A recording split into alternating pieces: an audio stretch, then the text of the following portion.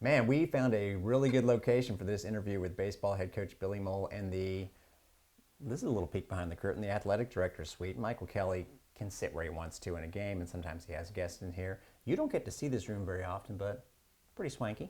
Yeah, yeah. It's nice, comfortable area to watch a ball game. Yeah, it is. And of course, you get a pretty good view yourself down there on the field. Where the Bulls this past weekend tried to get in 3 games, they only got 1. We'll get more into the schedule and all that, but your 7th season and some changes with the staff, and I know that you bring back a couple familiar faces before we get into the guys on the team. Your decision to bring back Chris Cates and Alan Kunkel, who we love. Yeah, I mean, they were both part of the winning tradition a few years ago. So I want to get back to where we should be, get back to the regionals, get back to a super, and hopefully get this program to Omaha. And both of them were a large part of when we were having success, so it's great to have both of them back. And is the unofficial title that Kunkel is the offensive coordinator and Cates is the running game coordinator? Correct. Kunkel will run the offense on a day-to-day with the hitters, and then Cates is our running game coordinator. So he's a guy that can run around. Actually, his Louisville team had all these stolen base records when he was there, and of course, the Bulls didn't get to see them this weekend. But talking about the schedule, begin with UConn and Indiana State, a couple of regional teams, but it doesn't just stop there. You wanted to load up. Yeah, I mean, we want a competitive schedule. We want a chance to get to the tournament without having to win a conference tournament. In terms of RPI, we want quality opponents that you have to win series for, that position yourself at the end of the year to get in that large bid. Now, part of that is, of course, having the pitching staff to do it. And you bring back a lot of guys from last season. You boost the staff a little bit. Speak about how that part of the Bulls is looking this season. Yeah, I mean, from game 1 against UConn, it looks like we made some improvements. But again, it's only one game. I'm with these guys each and every day. So a lot of new faces going to get opportunities this week to see where we're at and give us an idea going forward of where we need to improve and, you know, what we exactly have.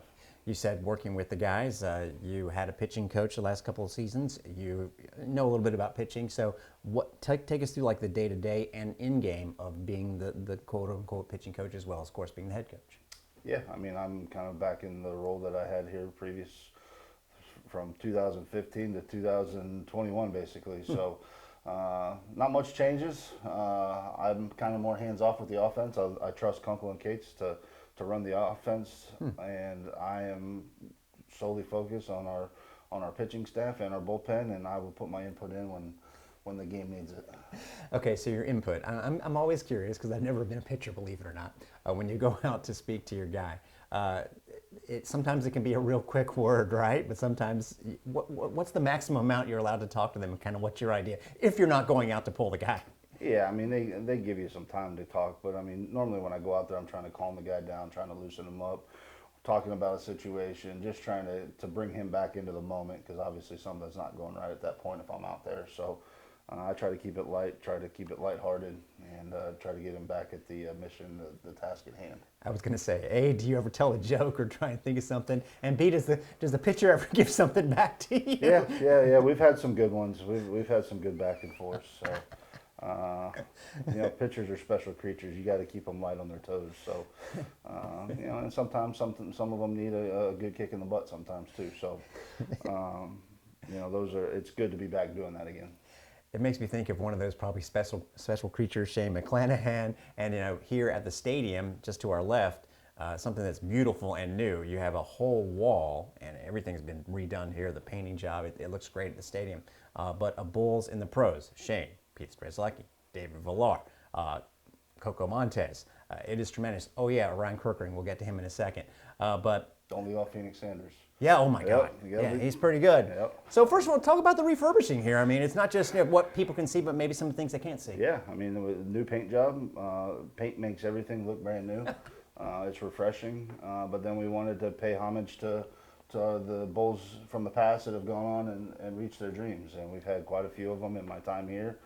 So we want to honor those guys by putting their pictures out on the concourse so that everybody remembers who they are and what they meant to this program. It looks incredible, and I know they're still part of the program and still keep in touch. But I think the last time we spoke, it was as you were getting ready to be inducted into the Tulane Athletics Hall of Fame. We'll get to that in a second. But at that time, we're talking about the chance for Ryan Kirkering to maybe get a call-up someday. And I think maybe 4 hours later he did. How cool was it to be a part of it? I know you saw him in person, right? Yeah, I mean, it was. I got to go to Philadelphia. I've never been to Philadelphia before, and I got to see him pitch in the NLCS, and that was Wow. incredible. Philly's a different atmosphere. That was a really cool sports town, and more importantly, it was really cool to see Kirk Ring and his dad and his whole, his whole posse there to celebrate him being in the big leagues, and to be pitching in that situation was unbelievable. Just we all watched it. Different sports town. Are they really friendly to the other team? No, not at all. It is a special place. It is not fun being a visitor in Philadelphia. How did it go with Tulane? I know it's been a while now, but did you keep it together during the speech, folks? He was a pretty good pitcher with the Green Wave. Yeah, it was great. It was a good time. I was honored. It was emotional. It was a lot of good things in my life happened my 7 years in New Orleans.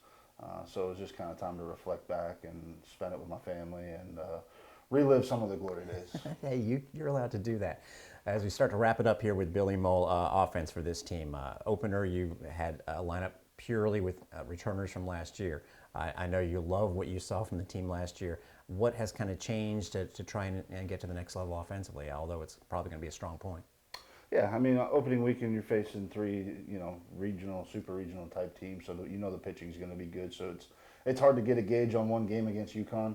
I like where our offense is at. I like that we're veteran. I like that we're older. We didn't really get a chance to get the offense going. Anytime, whether it's football, baseball, basketball, you install a new system, it's got to marinate a little bit with some time. So we got to do a better job this week. Get guys comfortable. I think guys were a little amped up against UConn, trying to do a little too much. And, the game always knows when you do that. You got to play the game, and you got to keep your emotions in check and just go out and play. You're not playing the opponent, you're playing the game. And just for a timing purpose, we're taping this on a Monday morning. There has just been one game played. But what I saw in it from one guy, and of course Eric Snow, a tremendous player, but Bobby Bozer, not just with the home run, but with the defense. I mean, you got some future pros on this team. Speak about him particularly. I mean, Bobby Bozer, he's Bobby ball player to me. I mean, Nice. he's a great player. He brings 100% effort every single day he's out there.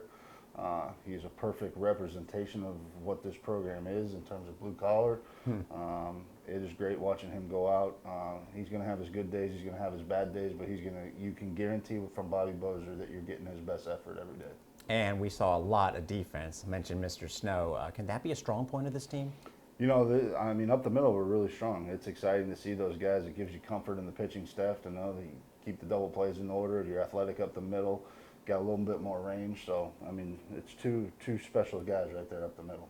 And a couple more things. I want you to get your thoughts on the new teams in the conference. We're a ways away from the conference schedule, obviously, but you mentioned scheduling strong out of league, and people might think, oh, because their conference is okay. No, it's a good league. Oh, it's a really good league. You got FAU that we've added to the Yeah. league that's been good every year. They just went up to Vanderbilt and gave them everything they could handle this past weekend. You got UTSA, who was the top Conference USA last year. Charlotte, Coach Woodard over there has got them rolling. They've been in the region, I think, the last 2 years. UAB with Casey Dunn. Casey's in his third year at UAB, came from Samford, where he had all the success in the world. And Rice, which is a perennial, that's a name in college baseball everybody knows. So it's only a matter of time before they get it going again. But it's a really good baseball league. So no matter the opponent, fans can come out and watch a good brand of baseball on both sides. It was a big crowd on Friday night to get things going. How much does it mean to the guys when the crowd's juiced up like that and a large in number? Oh, especially opening day. They saw all that. We've been playing with people dressed up as green seats for the last 7 months, and to have that stadium full and loud, I think they're a little too amped up. I know our guys appreciate it. They get fired up for it. Now we got to learn how to play with that crowd. So we got to calm it down and go to work. And as we wrap up, speaking of amped up and big crowds, you got to watch the first half of the basketball game on Sunday. What was that like from a baseball guy? I'm sure you appreciated it. There's been a few moments since I've been here for 10 years, and one was Drew Butcher's home run in the Super Regional where yeah. you got goosebumps down.